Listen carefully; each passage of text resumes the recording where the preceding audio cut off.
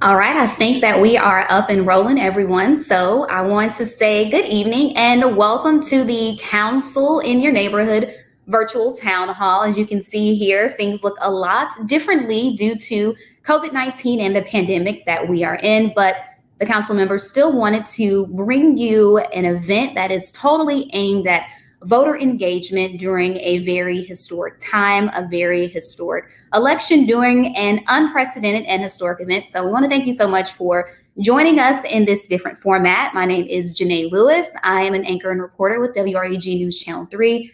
I am going to be your host this evening, and we have a lot lined up, a very exciting event aimed at voter engagement. This event is the brainchild and the baby, so to speak, of Councilman J.B. Smiley, one of our newly elected council members, elected last October, and he's relocated back to Memphis, the native Memphian, 3 years ago, and has just been working on events, platforms, and opportunities in this community to increase engagement, but also ways for our elected leaders to give back to their community. So this is a part of that, and this is just one of several events that will be taking place throughout this weekend. It's aimed at voter engagement, and as we all know, if you've been watching the news like Channel 3, early voting is underway now, and Shelby County has already come out in record numbers. With a week left, we wanted to take some time to have an important conversation about why you should be engaged in your local, your state elections, not just the presidential election, but really paying attention to what's happening to you here in that community. So that's what this event, that's what this town hall is about. We want you to be a part of it. We want you to be active.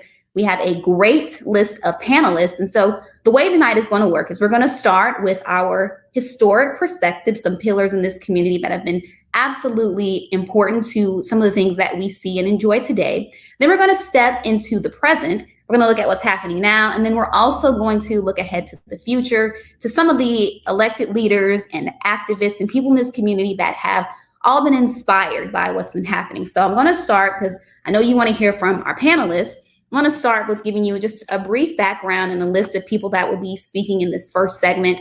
We're going to start with Julian Bolton, an attorney by trade. Julian Bolton was elected to the Shelby County Board of Commissioners in 1982 and served 24 years developing a reputation for speaking his mind, his thorough understanding of the law, and how policy decisions affect the lives of county residents. Subsequent to his tenure as county commissioner, he was appointed the attorney for the county commission, and he now works in private practice. Also in this panel, we'll have Tawan Stout Mitchell, spent more than 2 decades in public service, having worked with 4 mayoral cabinets and served as chair of the Memphis City Council. In 2019, you might recall, she received the Memphis Living Legend Award in recognition of her leadership and service. Also on this great panel, we have Ruby Wharton. She has some 5 decades of experience as an attorney and has practiced in the circuit chancery and probate courts of Shelby County and in the federal court system. Also the wife of a familiar name, former Memphis Mayor A.C. Wharton Jr. She continues to serve this community on a civic level as a member of the Memphis Airport Authority Board. And then also we have Memphis District 6 current City Councilman Edmund Ford Sr. He returned back to City Council in October of last year, having previously served in that capacity from 1999 through 2007. He has been a licensed embalmer and funeral director since 1979 and founded the E.H. Ford Mortuary in 1995. And finally, our last panelist for this particular segment, former teacher Elaine Turner, grew up immersed in the civil rights movement, and in the early 1980s, she founded the Heritage Tours, the first African-American-owned tour company in Tennessee, also a recipient of the 1990 Women of Achievement Award for Initiative. She serves as the director of Slave Haven Underground Railroad Museum and the W.C. Handy Museum. So as you can see, we have a very rich and important group of panelists. So I want to send things over to Councilman J.B. Smiley, who will be serving as our moderator for tonight's events and will be leading these discussions. Councilman Smiley. Thank you, Ms. Lewis. You did such an amazing job. But I'm excited. I hope everyone paying attention, everyone who's watching is engaged. Our first group of panelists have a lot to share, so let's bring them in. How you doing? How you doing? I'm excited. So good to see all your faces. So I'm gonna get right into it because I know we're on a strict schedule. And the most important question that I want to know, and I'm sure everyone engaging, everyone watching wants to know is, why do you vote? And Ms. Turner, we're going to start with you. Pictures upside down. Seems like Ms. Turner Ms. is having a Turner's little upside delay. down. Mr. Bolton, the floor is yours. Repeat that question, please. Why do you vote? Oh, well, certainly. I vote because I learned early on that it is very important to, as you even come of age, to become a part of the political action in your community, to know who the voters are, who the leaders are in the community, to follow them, and then to learn about the leaders that are asking you for your votes. And I vote every time because I know my vote counts. I make sure it counts because I'm taking people to the poll when I vote. And after I vote, I'm taking other people to the poll because I know by having been elected 6 times how important each vote is. And it's also important that we vote to make sure that our community, our values are represented in the cumulative vote. And it's just essential that we teach our children to vote. It is an important part of the American experience, and it is a duty for us to vote. Otherwise, we leave our futures in the hands of those who might be trying to destroy our futures or limit our futures. The only way we can control it is to vote. Your one little vote is important because it's one of many one little votes that creates a victory. And I understand that, having run 6 times and having been involved in many campaigns, you, the one person, makes a difference because people see you vote, they'll vote. Absolutely, absolutely. We heard from Mr. Bolton giving us a perspective from an elected official, but I want to hear from Ms. Wharton, who gives us a different perspective about why she votes and why she engages in the political process. Well, I don't think it's a different perspective. The only difference is I've not run for political office and don't intend and probably would never think about doing it. But there's no question that I vote, and I'm sure everybody else, to make a difference. One vote, along with everybody else's vote, will make a difference. And you have to have skin in the game. You cannot just complain. You have to be vigilant and be involved. If you're going to shape this society in the way it should be for all of us to enjoy, you have to be engaged. It's so simple put. I vote because that's the only way I could make a difference. Absolutely. And I have. And I feel like I have skin in the game, and I try to encourage everybody else. Because if we don't vote, we have no reason to complain. No reason whatsoever. None whatsoever. Next to you, Miss Twan Stout Mitchell. Well, it's really simple. There are several reasons I vote. Number one is I was taught to vote. I was taught to vote by my parents, but mainly my father, who was also Carl Johnson's first campaign manager. But my father, in the first election that I can remember, was John F. Kennedy's race. And I remember campaigning with him all day. And that night I went to bed thinking he had lost, but Dad woke me up that next morning and told me he won. And my parents really taught me that everything we care about is on that ballot. Education is on that ballot. Absolutely. Healthcare is on that ballot. A living wage or income equality is on that ballot. The rights of all citizens, civil rights, is on that ballot. And not only that, but criminal justice is on that ballot. And so our responsibility as a citizen is to look at the candidates and see who represents the things you believe in. And those things you believe in that the best candidate represents, you vote for them. And that's a part of your voice telling America this is what we want to see. Thank you. Thank you so much. Thank you each. And so we're encouraging people to vote. We're telling people why it's important to vote. But for many of us, there was an incident in Shelby County the other day when an individual came in wearing a Black Lives Matter t-shirt and was turned around. So in my eyes, that's a form of voter suppression. Could you each kind of touch on some of the experiences that you had with voter suppression? Starting with you, Ms. Warden. Well, if personally or just have I witnessed it? Have you witnessed? Yes. Well, yeah, I mean, it's always different tactics that people use. I mean, that's been going on long before I became aware and became a voter. Uh, and it's still going on. But so back in the 60s, was selected in my law school class to go to Mississippi to be poll watchers. And people who have not voted or maybe not used to voting can easily get intimidated. And as a result, certain obstacles are put in their way.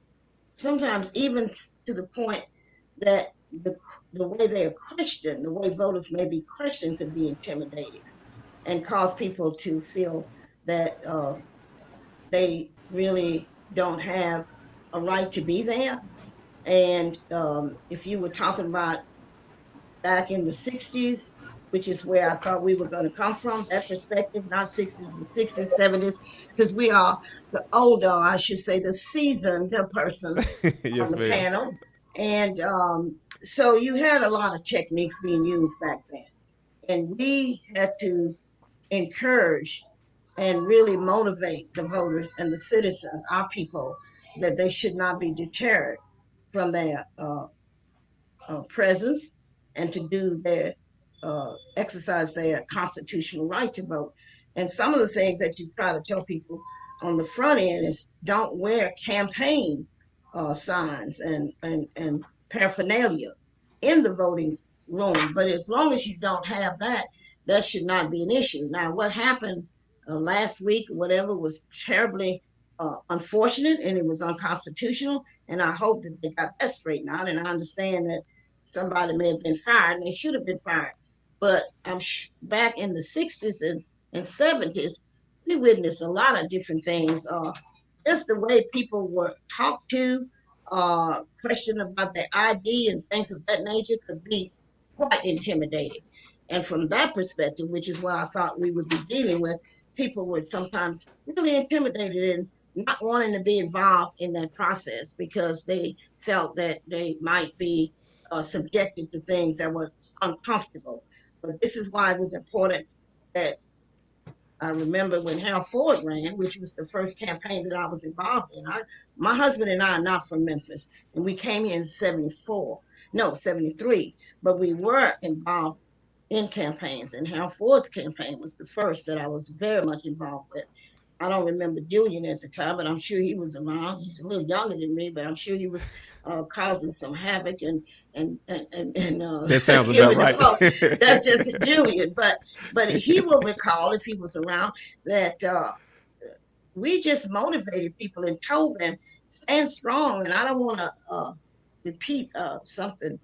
I mean, really, I hate to even use that stand back and stand strong because it came from the mouth of somebody that I'm not too happy where he's sitting in a position. But we try to encourage our people, do not be afraid because we're watching and things that we see that are not right, we will definitely try to get some,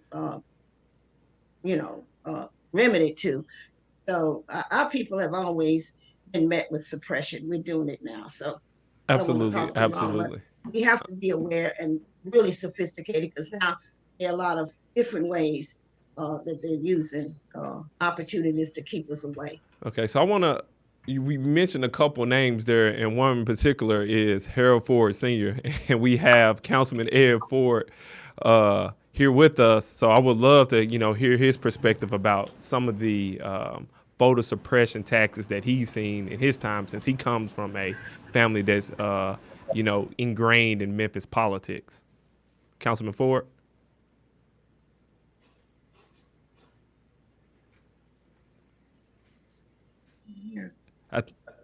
Councilman, I believe your mic is muted.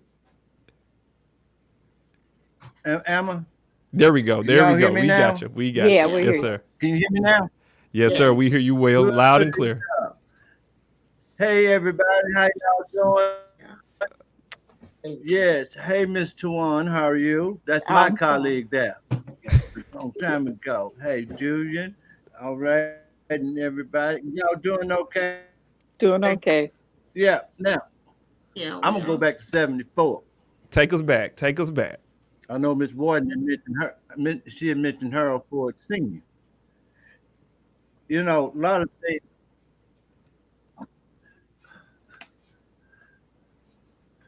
You had anywhere from 60, 70% of the people voted during those times. You had to get people to go out and vote.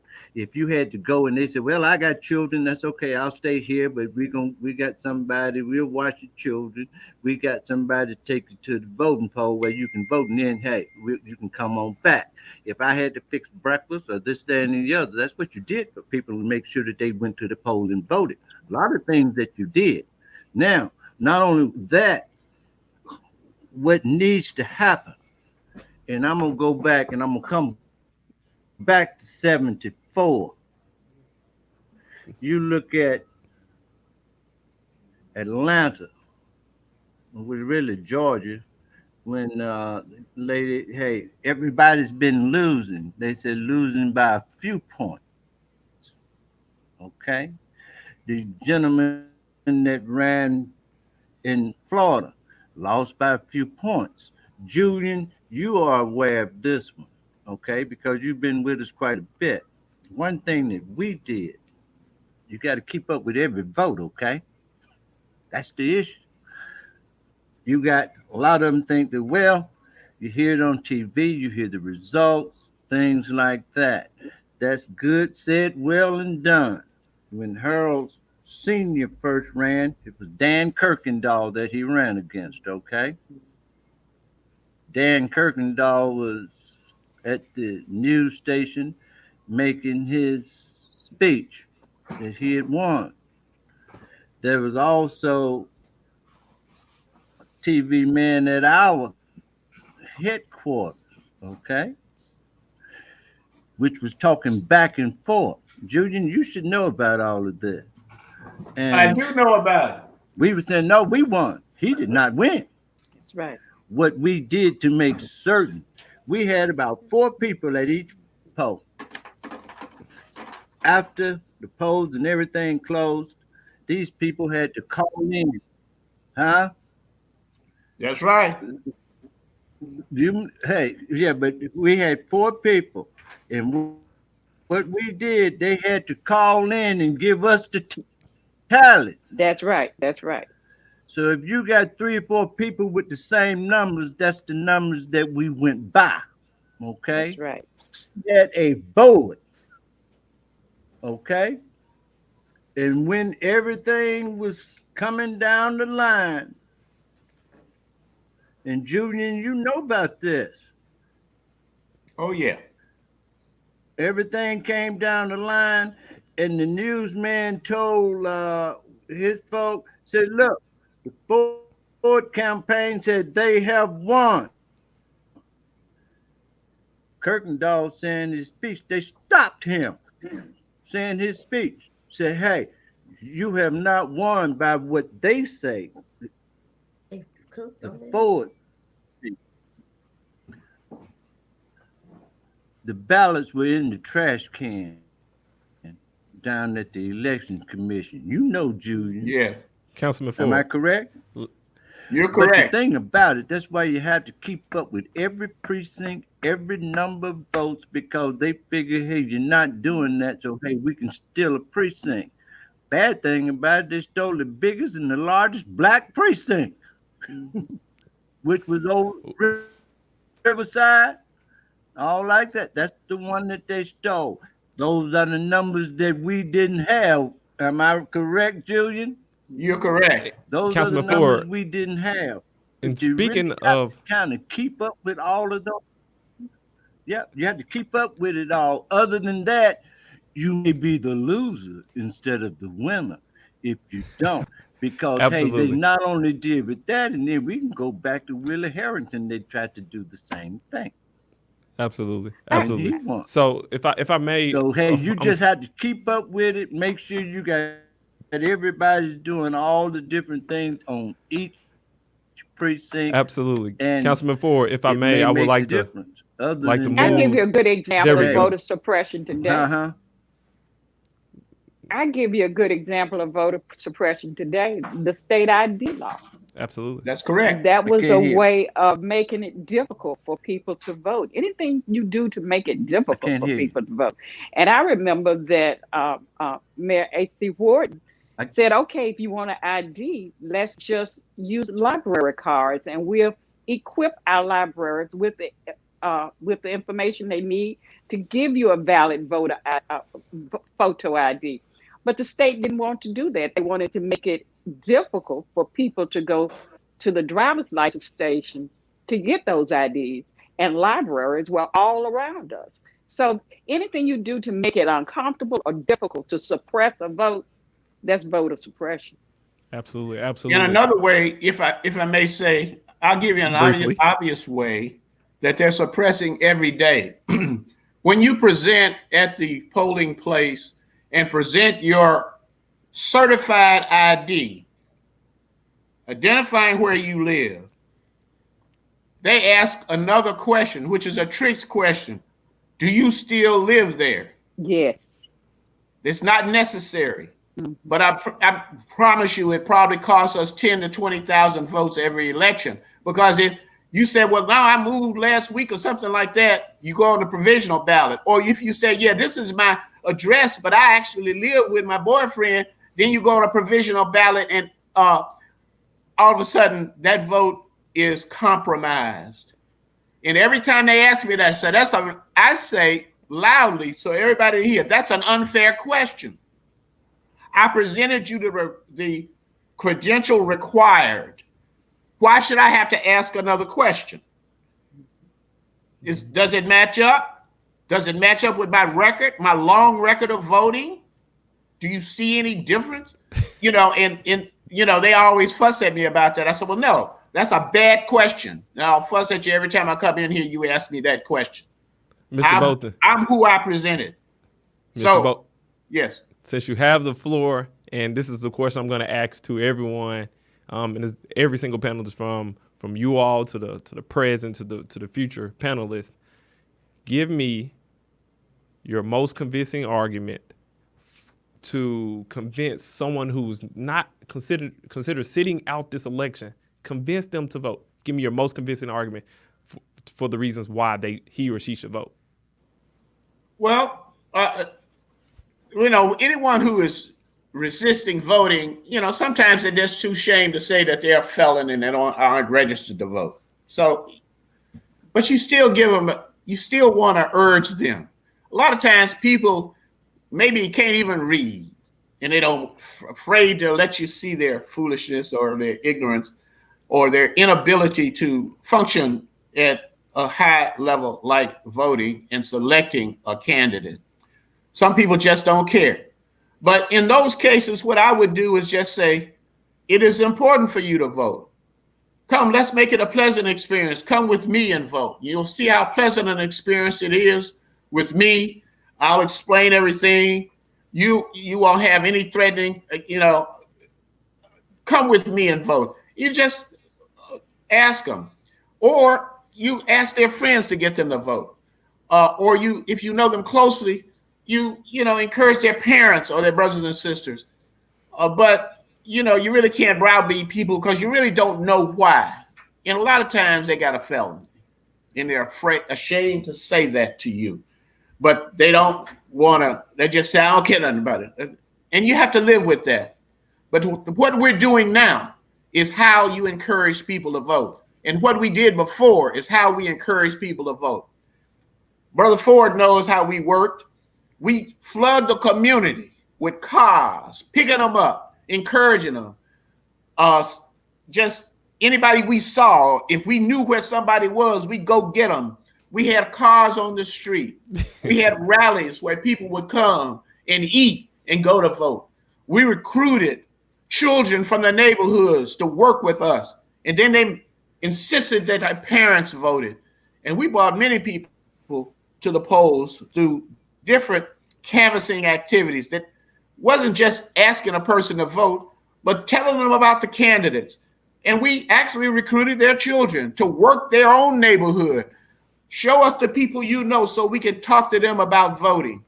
And then that personal appeal brings out the best in people. But you'll always run into people who won't vote. And usually that's for some reason that's not revealed. They may have some flaw in their past or a fear of being embarrassed at the voting booth. And that's hard to crack. But I give them all a shot, and I give them all my best. Absolutely. And most times I'm able to bring them on to the poll. Absolutely. Ms. Ward, make the strong argument, closing argument. Oh, I don't know. I mean, that's kind of I don't think you could convince a person on the day. Can you hear me? Yes, Ms. Ward, we can hear you. Okay. I don't think you could convince a person on the day.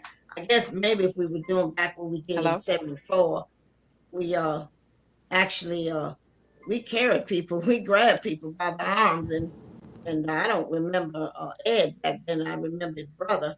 As I said, we were fairly new in Memphis, but his brother was a classmate of AC or in school at Tennessee State. And back in those days, we didn't make a closing argument. We just say, hey, it's about your life. You know, you need to get yourself, if you don't like what your circumstances are now, you need a vote.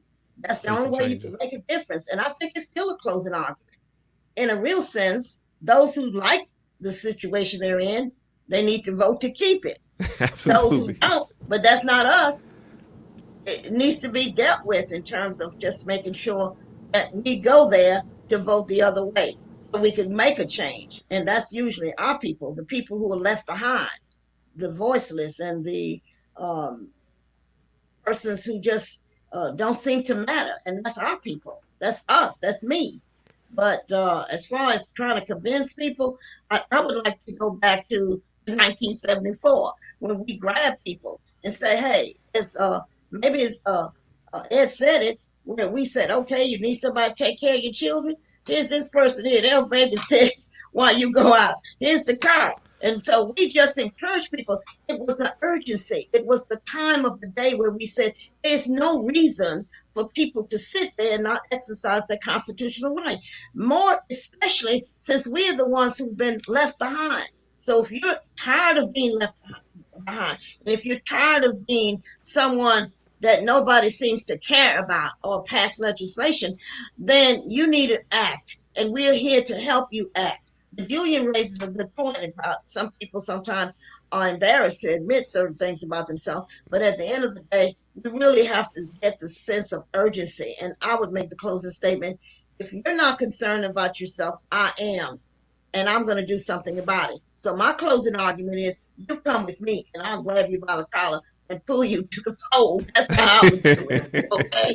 All right. Absolutely. Absolutely. That's what Harold did and Ed and everybody else. But now we try to be sophisticated, and the young folk don't want to seem to believe that what we were doing was cool. But it really worked. paid off. It was It effective. worked, and we weren't going separate ways. We were together, and people fought hard for certain candidates who were intended to do the right thing. And we fought really fair and square. And we weren't defeating and diluting our votes. Absolutely. We weren't being bought off. We weren't being told that we've arrived and some of us are no good and others are better. We didn't listen to that nonsense because we knew it was a divisive way. And we need to go back to that. And we need to understand that your vote and my vote together can make a difference. And that's what we ought to be about. Now, that was a strong closing argument. Councilman Ford, 30 seconds. Convince someone to go vote.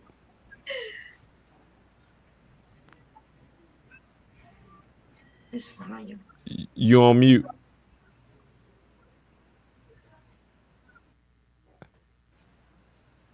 Councilman Ford, we cannot hear you, so we're going to keep rolling on. Thank you all for joining us today. And look forward to hearing from you again. And back to Miss Lewis. Thank you all. Thank you. Thank you. Thank you. Thank you all again for joining us. And, you know, as with anything virtual, we have to deal with unexpected technology issues. But it was a very rich discussion, and I want to thank all 5 panelists for providing that perspective. Some things that really stuck out to me: engagement is action. It is also our duty, and we need to have urgency when we're talking about voting. So thank you to our panelists. And now we'd like to transition into the present day panel of speakers that we will have giving their perspective about voting and voter engagement. So I want to take an opportunity to introduce that panel at this time. Up first, we have Megan Hill, a full-time organizer for the Memphis Interfaith Coalition for Action and Hope, also known as MICA, a former educational counselor working with college-bound students. Her passion for MICA's work of addressing systemic inequities was born of watching those students encounter numerous systemic barriers. Also a part of this panel, we have Rabbi Micah Greenstein. Rabbi has served Temple Israel, the largest synagogue in Tennessee, for nearly 3 decades. Committed to serving the greater community in 2011, Rabbi Greenstein received the Memphis City Council's Humanitarian Award, and in 2013, he was named Memphis Magazine's first Memphian of the Year. Also, we have Daryl Cobbins, who carries an extensive background in commercial and corporate real estate and economic development, a third-generation real estate professional. He serves as president of Universal Commercial Real Estate, LLC, as a commercial real estate firm he founded back in 2007. And the last person on this panel, Dr. Keith Norman, a familiar name to many, is the pastor of First Baptist Church Broad. It's a church that's always played a part in civil rights history in Memphis. He is a native Memphian who has served his city through numerous boards and organizations promoting social justice, as well as increasing civic participation for the underrepresented residents here. So, Councilman Smiley, I'm going to turn the floor back over to you as we move from the historical component of voter engagement, and we now transition into what's happened presently here in our community. Thank you. Thank you. As always, let's go. Pastor Norman, Mr. Cobbins, Hello. Rabbi, Megan. Okay, let's roll. So I'm going to jump right into it. Some of the things that were said in the previous panel that, that's really stuck with me was when you vote, your life is on the ballot. And, we all know that to be true, but there appears to be some correlation between socioeconomic status and individuals not going to the polls. Could we talk a little bit about that, socioeconomic status and apathy? Pastor Norman? Lean into the camera because we cannot hear you. How about now? Can you hear me now? There, we can hear you now. Okay. Well, thank you. Thank you for the opportunity to be on the show tonight. Voter apathy comes from many things, and I think from socioeconomic background, also from experience. We're in the generation where we have seen 2 elections since 2000 in the presidential sense that was not decided by a popular vote. So we have a generation of people who in 2000 saw this happen. And again, in 2016, they saw it happen. So these types of things go on, and there's no way to really get people to be re-engaged unless they draw real, true connection. Another major thing that happens is that you look at the generation or the present age where civics is no longer taught. People don't understand the trail of how policy and law impact their lives. We've been so focused on personalities in politics that we've forgotten about policies. Policies will be around long after personalities are gone. Personalities will be gone in 8 years. Mayors will be gone. Presidents will be gone. But the policies that they institute on the state level, the federal level, the House, the Senate, and all of these great bodies, those policies will still be around. And so apathy has to be overcome by instruction and education. I think we have to have more engagement. We have to have some strong education for people to understand that your vote doesn't just mean you're voting for a person. It means you're voting for the policies that you want to see these individuals institute, as well as the long-term outcomes of what's going on in the society around us. I think this is a perfect time to bring in Ms. Kill. We spoke about instruction and education. Ms. Kill works with an organization that does a lot of things in terms of community engagement, in terms of voting. Ms. Kill, you like to join in and hop in on this discussion? I know you're itching at it. I would love to. Thank you, Councilman, for inviting us. And, I think when you talk about socioeconomic status and apathy, if you grow up in communities and schools that have disinvested in you and you know that that has been done to you by politicians, you don't want to be a part of that. You don't see investment. Then you take kids who grow up in a school that has a beautiful new building and their community has all these amenities and new businesses and investment, and they want to be part of that. So it's a tale of two cities, and we have to, elect public officials who will invest in those communities in order. It's a chicken and the egg. We have to invest in those communities to show the power of politics and the power of policy, like Reverend Norman said, in their lives, and that can be turned around. The other way, it's not just through policy and elected officials, it's through community organizing. So that's where Micah goes into, churches and other places of worship and organizations in disenfranchised communities, as well as more affluent communities, and trying to bring those together in conversation so that those who live in an unimpacted bubble can have relationships with people whose lives are drastically impacted by a lack of investment from the system. Rabbi Greenstein, you care to chime in? That was beautifully said. And since my twin brother, Pastor Norman, has preached, I want to share a story that you just elicited. In 2006, it's a true story. Just a few weeks before the election, when Congressman Ford was defeated in his bid for the U.S. Senate, another dear friend, Pastor Dr. Kenneth Robinson, invited me to speak at St. Andrew AME Church, South Parkway East. And it wasn't about politics, it was just our shared ministry. And as I was leaving the parking lot, this lovely woman came up to me and said, "Rabbi, thank you for being here, for what you said." And I replied, I remember, "Don't forget to exercise your right to vote in 2 weeks." And what she said has stayed with me to this present moment. She said, "Rabbi, unfortunately, it won't make a difference and it won't change anything." Now, only our elected officials will determine whether things change once they're elected. But I think we need to elevate how one vote does make a difference.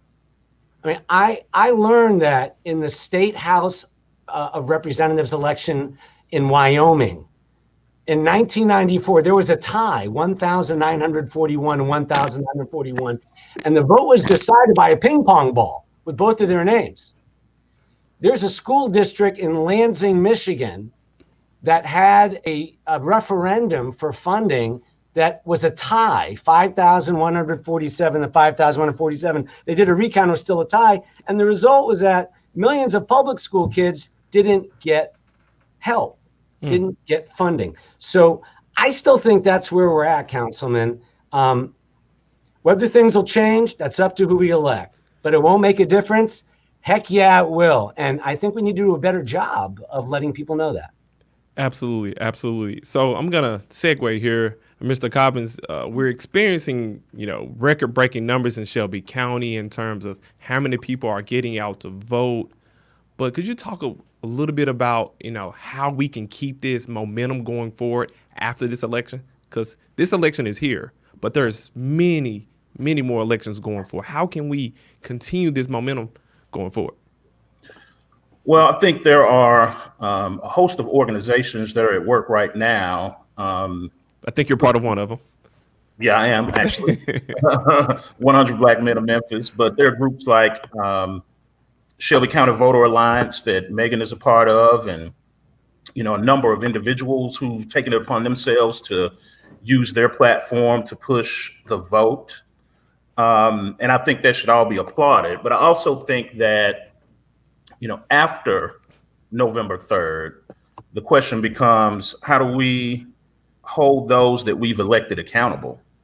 And it sort of goes back to the question about apathy, really, in that during elections, we get fired up like it's the Super Bowl and we got our team and we're rolling. And after the election is over, too often we just retreat back until 4 years later when the ads start again. And The only way that we can get the results that we want is to continue to be vigilant in evaluating and monitoring those we've elected, in alignment with the expectations and the expectations we have and the promises that they've made. And I think that, our ultimate goal should be to instill in the public that constant vigilance, because we all know special interests don't take days off. They are there before the election, after the election, and every day in between. And, those of us who are more community minded and who have issues that we think represent the change that we want to see for our families, for our neighborhoods, for our communities, have to have the same approach in taking no days off. So all of these organizations that are doing great work, I hope that they continue that same vigilance after election day when it comes to accountability, where we don't have days off. So I love y'all. Y'all have given me, go ahead, Pastor. Can I just say something about what all of our colleagues have just said? This is so important. Education and engagement should be ongoing all the time. And even education in defeat, because when your candidate does not win, you don't want to let the feeling of a loss, like Daryl likened it to the Super Bowl. When your team doesn't win the Super Bowl, you disengage and you don't watch the draft. You don't care about what goes on. You just walk away from football. Well, but special interest is looking at the high school player, and they're saying, we're not only trying to win again, we're trying to win for the next 5 to 10 years. Yes. So they're looking way down the pipeline. And so education and engagement is ongoing. Remember again, and I keep going back to this strange point, I was a civics generation kid. We learned in the classroom what happened, how a bill becomes law, but not only that, how the law impacts you long term. We have laws on the books right now that just really need to be eradicated, but because we did not have the right players in place making the laws, they are there. And if we don't get the right people in the state houses and in the Senate and the Congress, those laws will be there. Look at all of the people who are getting out of jail right now because their sentencing was too heavy. What happened again here in Memphis today? The laws are impacting us. Absolutely, absolutely. So we spent a lot of time talking about, voter apathy, education, and ways to continue to engage. What I want to know is, we really don't have civics in schools now, but we all have various different platforms. So could you briefly touch on ways that you're able to use your platform to encourage people to vote? Ms. Keel, the floor is yours. Sure. Well, Micah was invited by the NAACP, the Memphis Labor Council, the Teamsters several months ago to let's think like what Daryl was talking about. Let's think long term, that this election is not an end point, it's a starting point. They're all continual points along the same path and same trajectory. But we formed the Shelby County Voter Alliance, and now Up the Vote is working with us, and Go Vote 901, and all these different groups. The Alphas just came on today. So Daryl, now you got to get and that whether it's places of worship or all of these groups coming together, can I get your commitment, Pastor Norman? On the spot. On the spot. All right.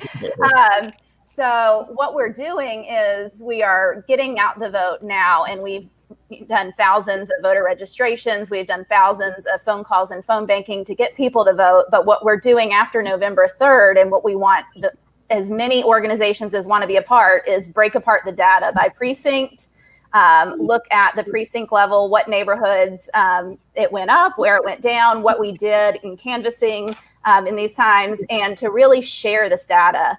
That we really have not had a collective that is data-driven countywide. And that's what we want to do, because we're looking at 2022. We're looking at 2023. 2022 is the county elections. We'll be electing, the county commission, the mayor, the district attorney, the judges. Those impact our lives a lot more than the president of the United States, which is like the Super Bowl, but these are the issues that really impact our community. So how do we keep that voter engagement alive? And so we have a plan from Micah is bringing with the Shelby County Voter Alliance called Integrated Voter Engagement, that we're going to, this is all nonpartisan. This is all issues based, that we're going to get people engaged, find out what issues drive their vote and what's passionate, what they're passionate about, and use that as a through line to get the 2022 numbers up. You can win a countywide office with less than 90,000 votes. Okay, so that's there are over 600,000 eligible voters in our county, and to win a judgeship or a district attorney, even less than 100,000 people have to come out and vote for you. And we know that it varies so much by the turnout, by precinct, by geography, by zip code, and we want to really look at the data collectively as a community to change that. So I'm just going to put a plug in for it. It's allinshelby.org is our website. Allinshelby.org. If you're a place of worship or organization wants to join in on this collective data effort, the more the merrier. So I'm going to come to our faith leaders last because they have to move a little bit differently. So, Mr. Coppins? Yes, sir. Well, through the 100 Black Men in Memphis, we are, just this week, we started a Facebook social media campaign where we have about 20 members who recorded video messages encouraging people to go vote with their particular angle and interest. And, with 4 videos that have been up so far, we've got over 1,000 views. So I think, we're hitting the mark in terms of at least inspiring and encouraging people to vote. But a couple of our members, Michael Hooks and Brent Hooks at All World Project Management, their team actually created a tool called GoVote901.com. It's an app where a particular voter can go and research candidates. They can see their voting precincts. It's a really interactive tool. They can see if their friends have voted. So that we do the peer pressure thing and push our friends to go vote. So we're trying to do those types of things. And actually, we have a vote walk tomorrow at 4:30. It'll start at All World Project Management's office. Where's the address? 60 North B.B. King Boulevard at Jefferson. And we'll walk. It's a number of community organizations, not just us, but we've got some celebrities that have signed on, and it should be an excellent turnout. But we'll walk to the Election Commission, which is a short walk, and cast our votes and walk back to Our World Project Management and have some socially distant fellowship. So, we really ramped it up in these couple of months leading into the election day because we want to push people to vote. And then after election day, we'll be working to hold elected officials accountable and continue the engagement and interest and focus on issues of policy. And I have to say, Pastor Keith Norman is one of our esteemed members, and I'm proud to have him. I'll be there. And we're waiting on Councilman Smiley. So no pressure. May I join as honorary?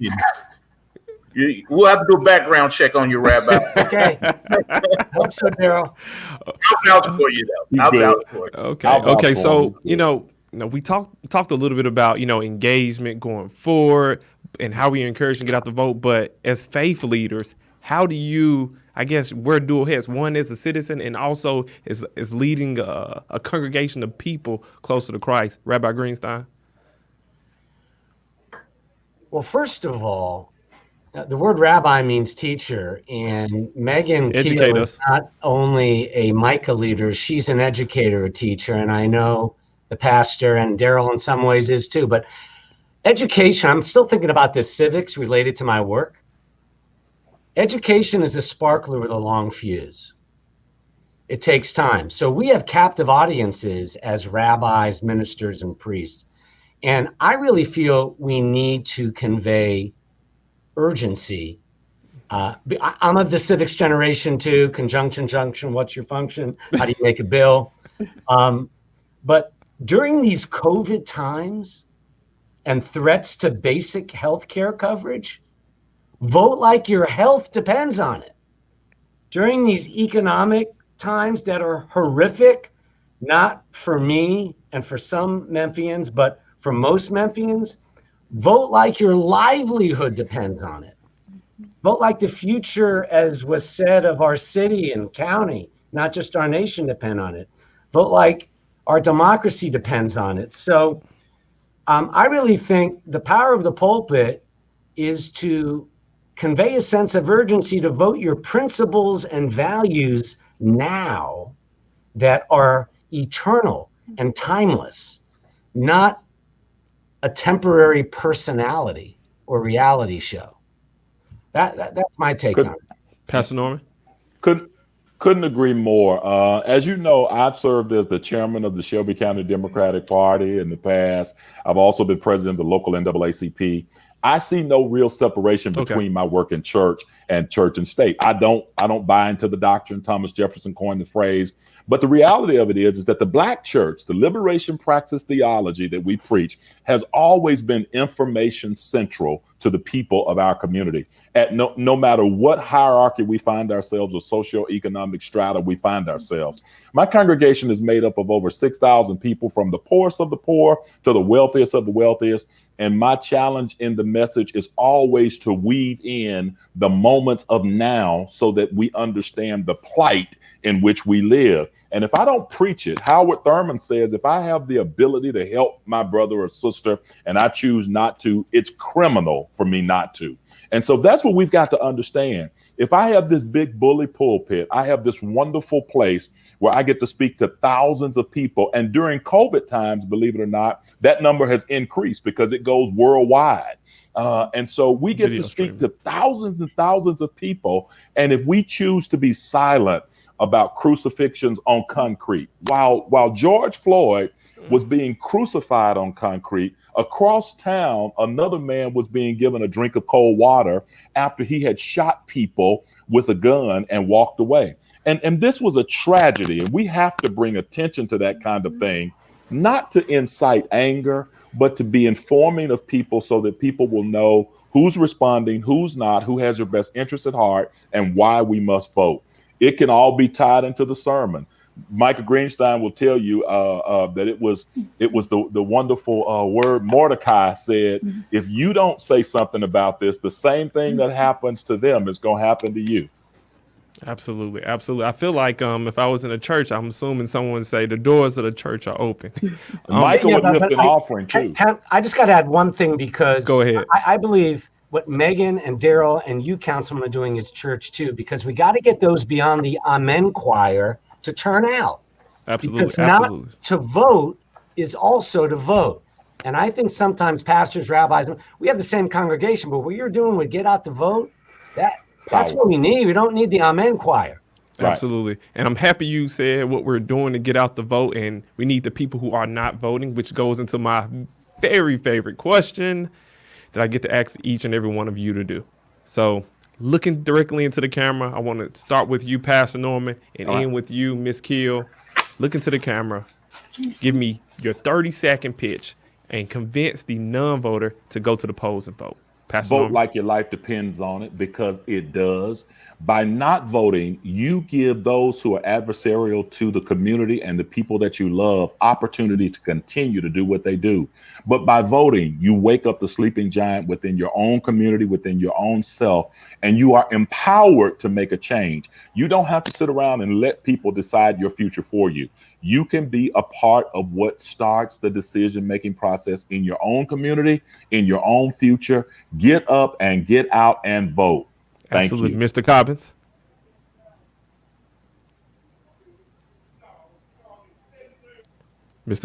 Make that pitch. 30-second pitch. All right. Can you see this? Yes, sir. Dr. King said that the ultimate measure of a person is not where they stand during times of comfort and convenience, but where they stand during times of challenge and controversy. And I think if we just turn on the news today, if we look at social media, we see that we're in challenging and controversial times. But every generation that has existed has had to wrestle and fight and push and tangle with the issues of their day so that there could be a brighter future for their children and their children's children. And so our responsibility is to do the same as prior generations have. And voting is just one part of that. So I encourage everyone to use their voice and cast their vote. Rabbi Greenstein. The only way to transform today into a brighter future tomorrow is to vote for that future today. Absolutely. Thank you. Ms. Keel, close us out. All right. There's a quote that I keep seeing and thinking about over and over, and it says, think of the most vulnerable person you know and vote in their best interest. Oh, wow. So everyone has someone, it might not be you, but the most vulnerable person you know, and vote in their best interest. Now, I want to live in a beloved community where we vote for that vulnerable person. That's the beloved community we're working towards, that Dr. King was working towards, that our organization and all of us on here are working towards, where we vote for that vulnerable person. I think about one of my former students who I took to college along with my husband to UT Knoxville on a full scholarship, and now he's sitting in Shelby County Division of Corrections. When he comes out with that felony charge, he's going to be disenfranchised. And I'm voting for state legislators who are going to give automatic voter restoration to people who have served their sentence. Tennessee is one of only, I think, 11 states who, even after you've served your sentence, you're still disenfranchised. So Micah is working on automatic voter restoration along with Senator Akbari, Representative Parkinson, and I want to vote for my student so that when he comes out and has grown from his experience, which is a whole other story, but he should not be disenfranchised. He is a bright person who has a lot to give to our community and should not be disenfranchised for life for a mistake that he made when he was 18 years old. So I'm going to vote for the most vulnerable people that I know, and I hope that that's a way that we can compel others to start thinking, not just voting for ourselves and our own family's best interests, but vote for our community's most vulnerable and for the policies that are going to advance that community forward. Thank you. Mr. Cobbins, could you give us the date and time and the location of the event that you spoke of? The vote walk is tomorrow, the 23rd of October, at 60 North BB King, the parking lot and offices of All World Project Management. And we'll probably start walking at about 4:45, but there'll be a number of organizations there and individuals who want to join in solidarity in a nonpartisan fashion to raise voter awareness and show leadership and voting in action. So that's what it's all about. Thank you all for joining us. I've learned a lot. I've been inspired. I almost wanted to go find an offering plate and pass it around as well. Just thank you all. I'm not a rabbi or a pastor, but I know that Reverend Norman mentioned Mordecai, and I will mention Esther from the same book. For such a time as this, we have to, and I learned my whole life under Rabbi Greenstein, so I know that from him. For such a time as this, if this is not the time, then when is the time? You better bring that word. Bring it. Amen, sister. Amen. Amen. Thank you all. Thank you. Ms. Lewis. Thanks so much. Back in your hands. All right. Thank you guys, everyone, giving us a present day faith-based perspective on voter engagement and the need to get out there and vote, and some things that really stuck out. In our historical perspective, we talked a lot about just the sense of urgency and really literally going out to get people and meet them where they are. In this segment, we talked a lot about what happens beyond November 3rd, looking ahead to the future, as I see some of our elected leaders that are representing the panel present. So we want to talk about steps beyond November 3rd and looking ahead to see what will happen. And with that, this is our third and final panel for the evening. So I will introduce, you just saw that face there, Memphis. Councilwoman Michaelin Easter Thomas, a native North Memphian, was elected to District 7 seat in November of last year. In addition to her work as an educator with Shelby County Schools, that education component we talked about, she is the founder of Our Grass, Our Roots, a nonprofit organization working to bring positive transformation to North Memphis. We also have Shelby County School Board Commissioner, also newly elected, Shalia Harris. She works as a manager of state and local government affairs for a Fortune 500 company. She is also the founder and executive director of Living Grace. That is a nonprofit organization that advocates for and serves the youth identified as homeless in Memphis. We also have Justin Bailey, who is a world traveler and is currently employed as a senior attorney at FedEx Freight in Memphis.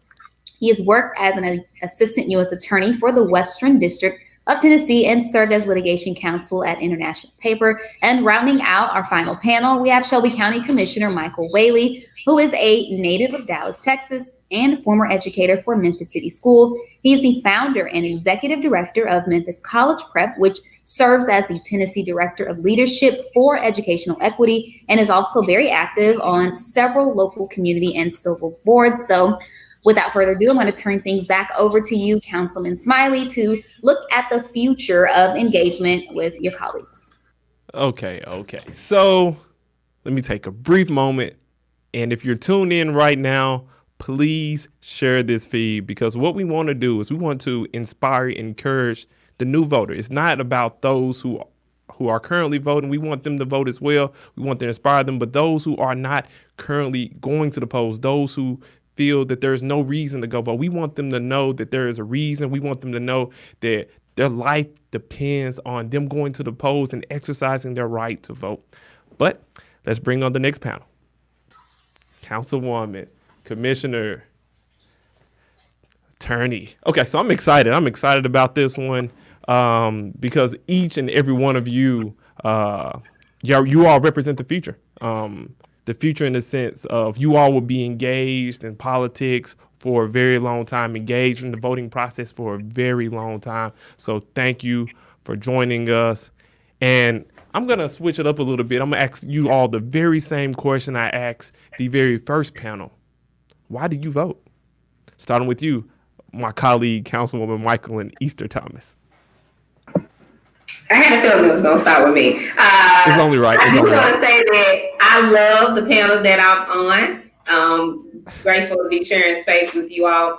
I vote because I know that if I don't vote, it's still a vote. And that I need to make sure that I'm doing my due diligence to make my voice heard, especially for those who can't. Absolutely. Commissioner Whaley, talk to me. Yeah, well, first, thanks, Councilman, for having me. And this is a fantastic panel. I would say, a lot of people vote, for idealistic reasons. They vote because they want their community to be better. They vote for others. But I think it's just as good to vote for your own self-interest. I mean, if nothing else, your vote really matters to your own life, and it's a reason to do it. But I would say, and I know this from my own experience, every single vote matters. I know Rabbi Greenstein talked about examples, where we had tie votes. I know in my own election was decided by about 200 votes, and that's just a few blocks in the neighborhood. I remember your celebration, actually. Yeah, and we were totally very different candidates. And just to imagine if a few folks stayed home, the outcome would have been different. So I think folks realizing that here in Memphis and Shelby County, there are many races like that. And so every vote matters. And I think sometimes we think it doesn't, but I guarantee you it does. So that's enough reason for me certainly to go vote. And I hope a few more people go out too. Attorney Bailey, you coming from a long line of individuals who've been intimately involved with the political process. So why do you vote? Well, thank you for having me, Councilman, and to my esteemed colleagues and panelists. Good evening to you all. I think my question back to you would be, why wouldn't I vote? Several years ago, I was invited to join a board of directors. And as a voter, every couple of years, you get to choose your executive team. You get to choose your chief executive, your treasurer, your head of security, the people who make the decisions that directly influence the air that you breathe, the quality of water that you drink, the quality and availability of food that you eat, your schools, the infrastructure of your communities. These are the people who will be making the direct decisions. And, why would I give that kind of power up? Why would I see that kind of power to a handful of people when I can have direct influence on that? And further, I want those people to be accountable to me. Our elected officials answer they serve the people, but they answer to the voters. And if I'm not a voter, then they have no reason to listen to anything that I have to say and no accountability to me. So I can't ask anything of them without exercising my power over them as a voter. Excuse me, Attorney Bailey, you making your closing argument a little too soon, sir. A little too soon. Okay. That's why I vote, man. Absolutely, absolutely. So what I really want to know, we live in a time where, there's a lot of personalities in politics, but I want to talk about, the future. Could we talk about some of the initiatives that you've been working on in your various roles to see that we increase the number of voters going forward? I will start with you, Councilwoman Michael Lisa Thomas. So things that just have been done recently, I'm so grateful that the council helped pass that MATA have free rides on election day. I think that was your resolution. Well, I'm on one vote, so I'm still grateful everybody else voted to pass it. So that MATA can just provide free transportation, just trying to eliminate barriers. I believe your nonprofit also is doing something around it. And also, just to add to that, because we know that just because you may be able to afford transportation, but maybe your physical limitations kind of put some limits on that for you getting to the polls. So my nonprofit, Our Grass, Our Roots, has partnered with Black Voters Matter to also be able to provide rides to the polls, picking up individuals at their homes and taking them to the polls and taking them back on early election Saturdays. And just partnering with others, groups such as Memphis for All, Shelby Voter Alliance, just to be able to do whatever in our power to just push people to the polls, especially this year in 2020, but also just encouraging, as Attorney Bailey was speaking about, that accountability that we need to make sure we have for elected officials and those involved going forward. Commissioner Whaley? Yeah, I mean, I think, one thing is I spent some time at the polls this morning. I think just being able to talk to constituents, even though it's not my election, I think being able to encourage them and thank them for voting and tell them to go home and tell their friends about how important it is. And I think that kind of grassroots effort is really important as well, that actually getting kind of face-to-face at a distance with voters is important. We're also at the county, we're trying to also encourage early voting through some personnel policies. Of course, I think many might be familiar with laws that allow you to take time off on election day, and we're trying to do some of that over the early voting period so that folks can take time off at any time during early voting. Since so much, and I would say vote early also, I think so much of engagement needs to happen throughout the whole period of time. So I'd say, policies that we can put in place and I think what Councilwoman. Oh, we're gonna talk a lot about those policies here soon. Great. Yeah, so a lot about. But just getting out there and talking to people, making them feel like let them know how important it is and how much it matters, and going home and telling their friends and family. Attorney Bailey, I think we worked on something not too long ago. Could you talk a little bit about that? Sure.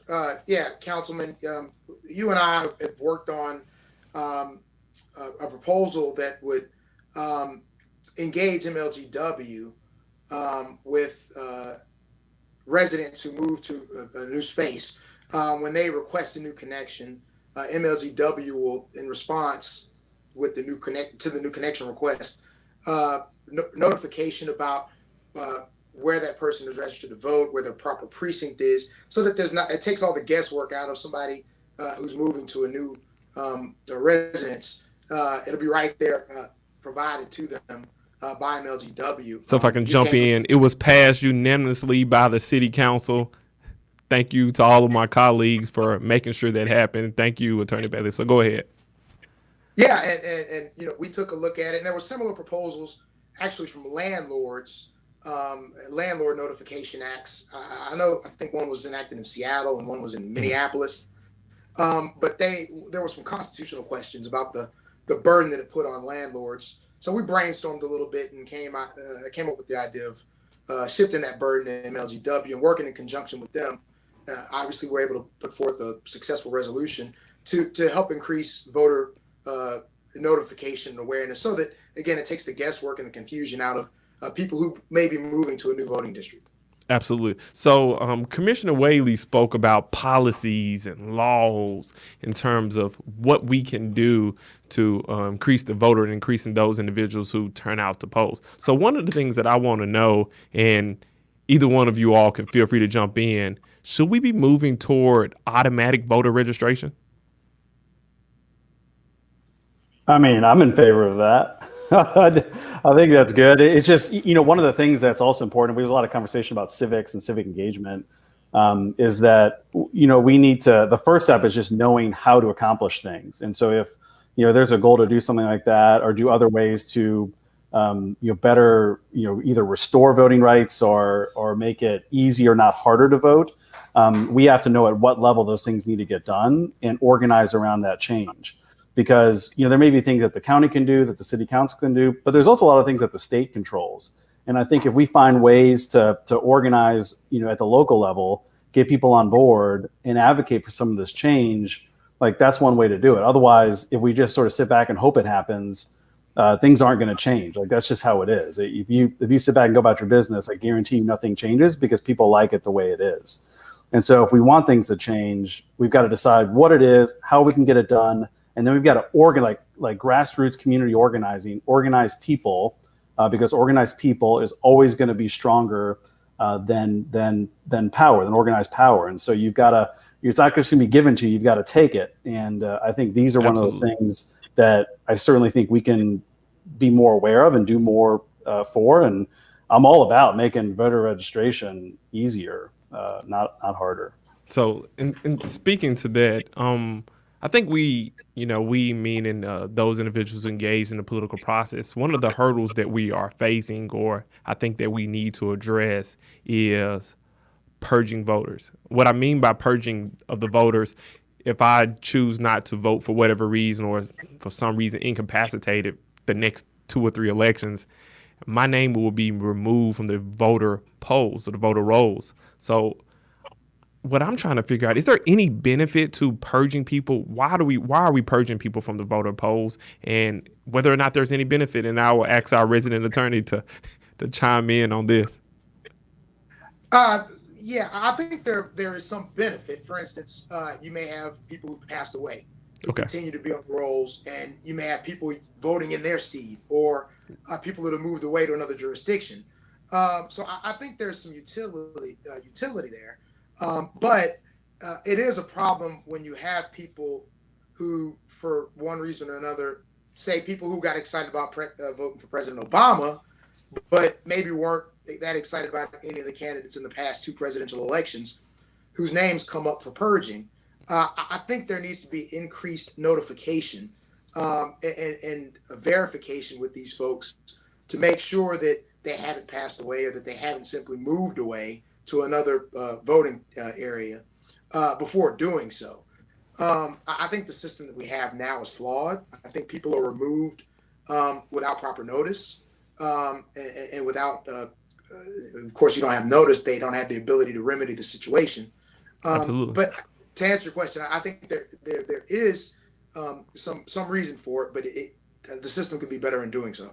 And since you're an attorney, the courts require proper notice before we can do anything. So I think there's a lot of minds here that skill, intellect, and platforms and positions, ability to figure out ways to better address that going forward.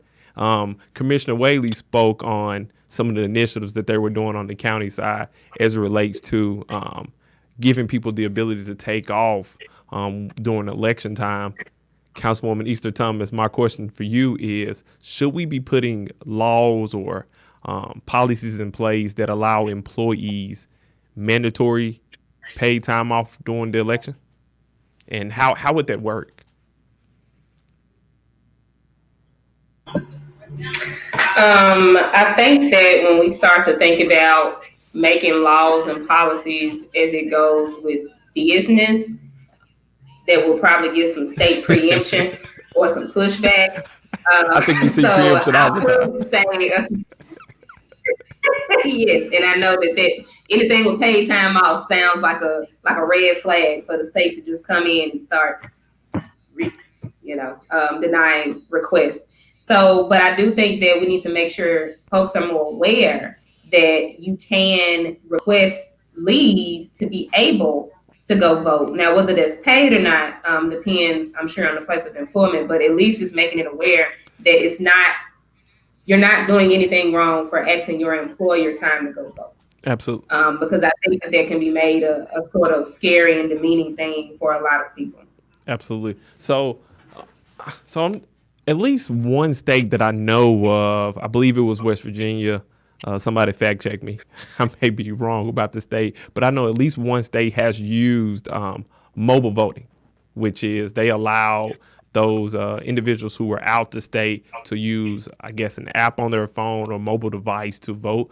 Should we be headed that direction, or should we find other nuanced ways to increase the voter among our generation? Commissioner Whaley, start with you. I want each one of you to chime in on this one. Well, yeah, that's interesting. I mean, I just voted to support a resolution to have hand marked paper ballots. We're moving, like the in a opposite different direction. Yeah. So I don't know. I don't know about the mobile voting. I mean, I think the idea of making it easier, which I think it was the idea behind that, is like making it easier for those that are not able to, for whatever reason, cast a ballot a different way to vote. And so I think we should always be guided by like, how do we make it easier to vote? But I do think, when I say I'm in support of kind of old school technology, that's partially because of both election security issues, voter confidence concerns that I've heard from constituents, and versus we hear a lot about sort of the ability to manipulate election results, and to the degree that is excessive. I think people can debate where and when that's happening, but the real, I think, problem with that is lack of voter confidence, or voters feel like they don't know if their vote is secure, if it counts. If that ever happens, I think that's when we have a problem. But I'm not too familiar with the Virginia style. So I was fact checked, and someone here let me know it was Seattle, Washington. Yeah, not even close. Not even close. But right, I knew there was a place. Right. So Attorney Bailey, so when I was taking the bar exam, there was a software that allowed us to take the bar exam and submit it under very secure circumstances. Do you think that's something that we could put in place to, I guess, allow mobile voting, or we need to steer clear from it? Well, first of all, to fact check your fact checker, West Virginia actually has run a pilot program along with Denver, Utah County. I will hold on. Delaware. This is very important. This is very important. I would like you all to know that I was right. So I had to get that clear. Okay. Thank you. Thank you very much. But Commissioner Whaley, I mean, he raises a valid concerns. Election security is an issue. There actually was, there's a for-profit company called VOATZ, VOATZ, that was run as a pilot, I think at MIT and some other institutions, and it exposed some very serious flaws in the mobile voting system. As Commissioner Whaley pointed out, there's been kind of a movement to move away from kind of the digital stuff and more to the paper ballots for accountability and security purposes. If there's a way to do it where we can ensure that kind of security, where we know that we have elections that are being run justly, then like the commissioner, I'm all about removing barriers to the ballot box. And the more accessible we can make the polls to people, I'm all for it. But it's a very thorny, tough issue. I'd love to find a way to be able to do it that's secure. But I think that would take a lot of work and a lot of time to find a way to do that. Councilwoman Issa Tillman was shaking her head, nodding. I'm concerned, but I'm going to ask you, Councilwoman. One thing that comes to mind when you talk about mobile voting is access. And I don't think that people really understand the amount of folks that don't have access to those type of things, smartphones and such. So, I mean, if this pandemic dealing with these kids and in our school system hasn't shown that we don't have the adequate access to be doing everything online, then I don't, that's prime example number one. But my thoughts are with the misinformation that comes a lot of times within our elections. I know that this year the lawsuit was, and you attorneys, y'all can correct my terminology, but the lawsuit was passed in favor against ballots that had certain parties on them that are given out to people at the polls, those advertising ballots. So that's one way that a lot of voters are misled and misinformed. And then as I was watching CNN yesterday and them talking about how Iran and Russia have been involved via emails throughout our election, it's just so much in so many ways that people can be derailed from either voting in confidence or voting at all. So I don't have any answers, but these are the things that I think about when I'm thinking about how can we make more people get involved or want to be involved. Okay, so would you be in favor of a hybrid model? Go ahead.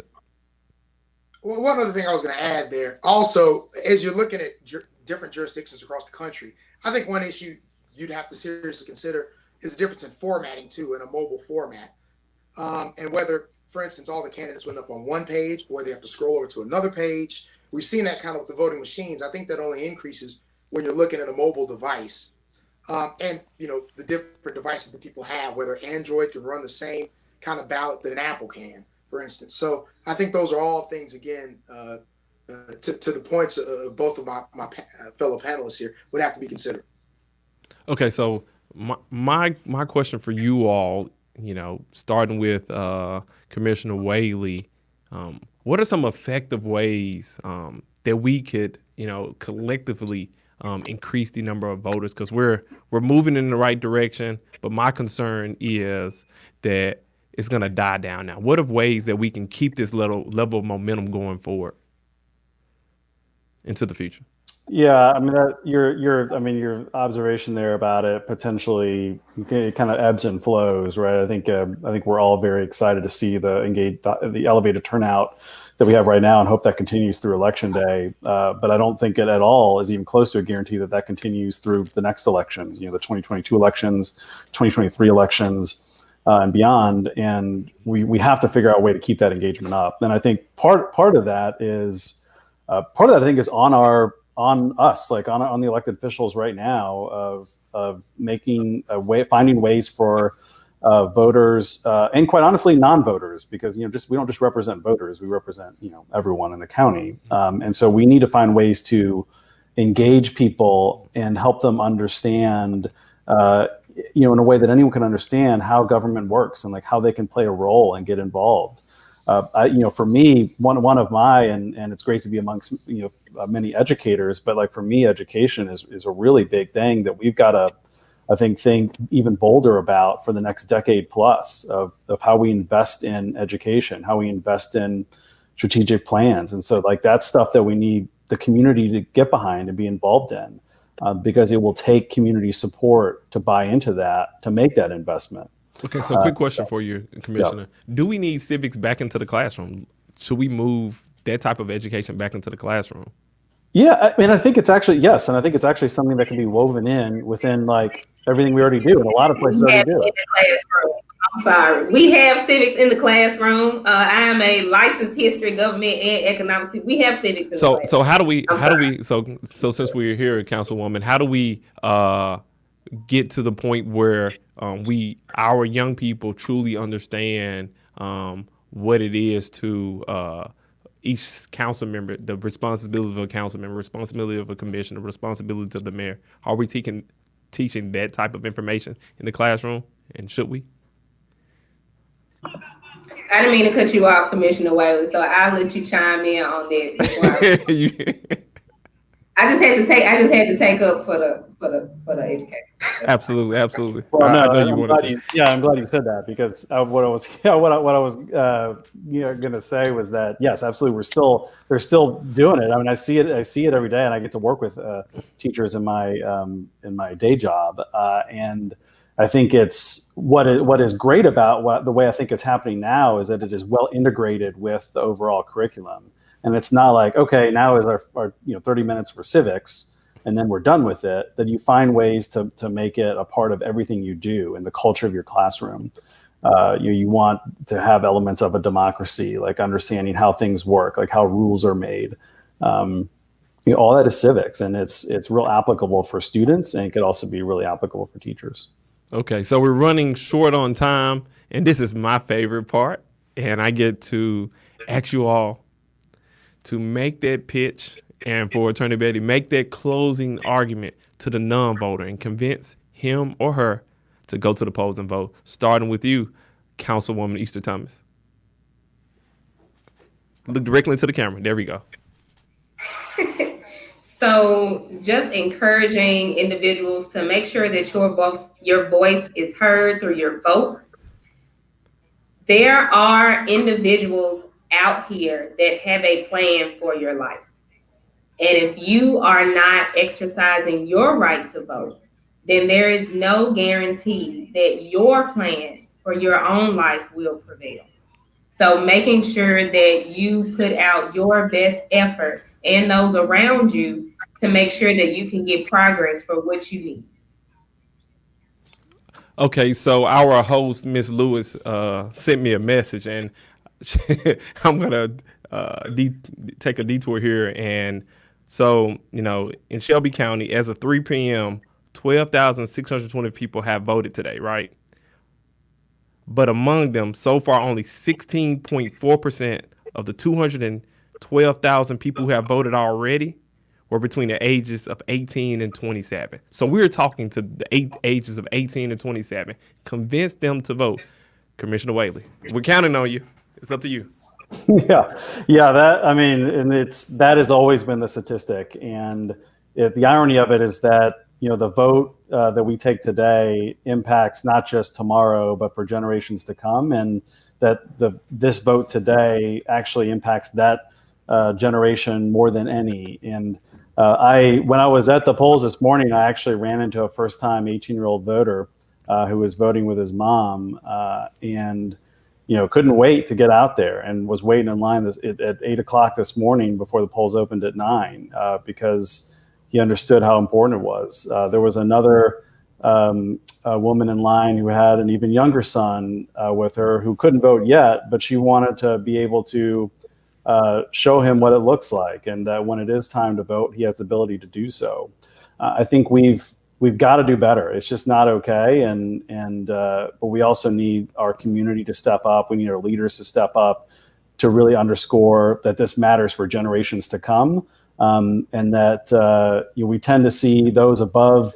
I think the demographic from 60 above tends to vote in the highest numbers, but we've got to flip that around, and we've got to get the younger generation to get out and vote. Absolutely. I love that I voted sticker. Yep. Yeah. I actually did vote today.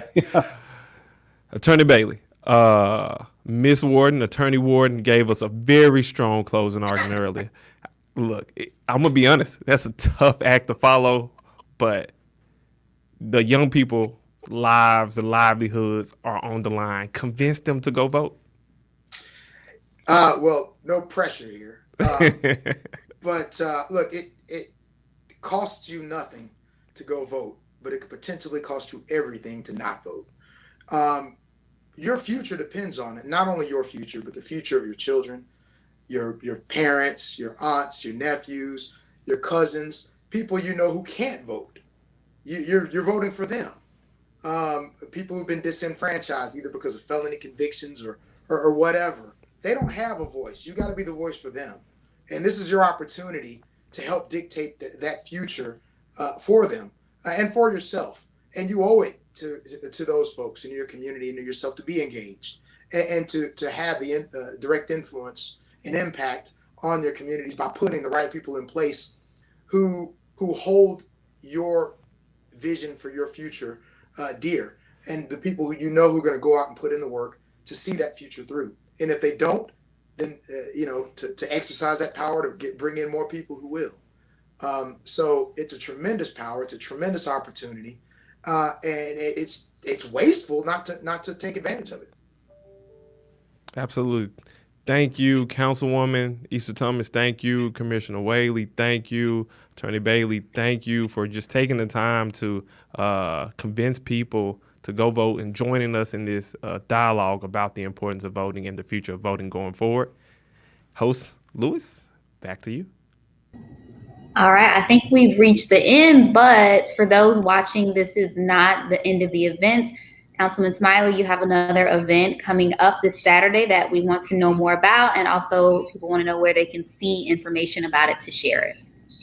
Thank you, Ms. Lewis. Thank you for joining us. Thank you for agreeing to be the host, and thank you for also telling everyone that I'm right. I love to know that. But I really appreciate it.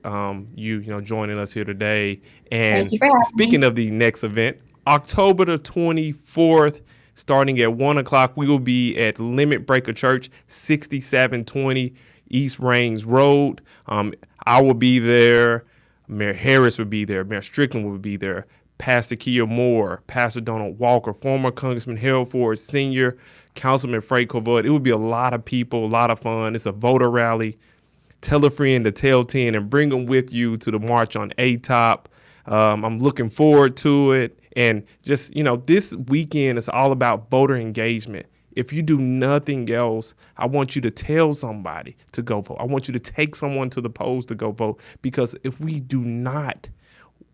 concerned about criminal justice reform and we do nothing, we will stay the same way. If we're concerned about our health care and we do nothing, we don't vote, the same health care concerns that you have now, you will have again tomorrow. We have to mobilize. We have to encourage. We have to engage every single person that we interact with and tell them why they need to vote. So thank you again. And I look forward to seeing you when? October the 24th at 1 p.m. at Limit Breaker Church. Thank you so much for joining us.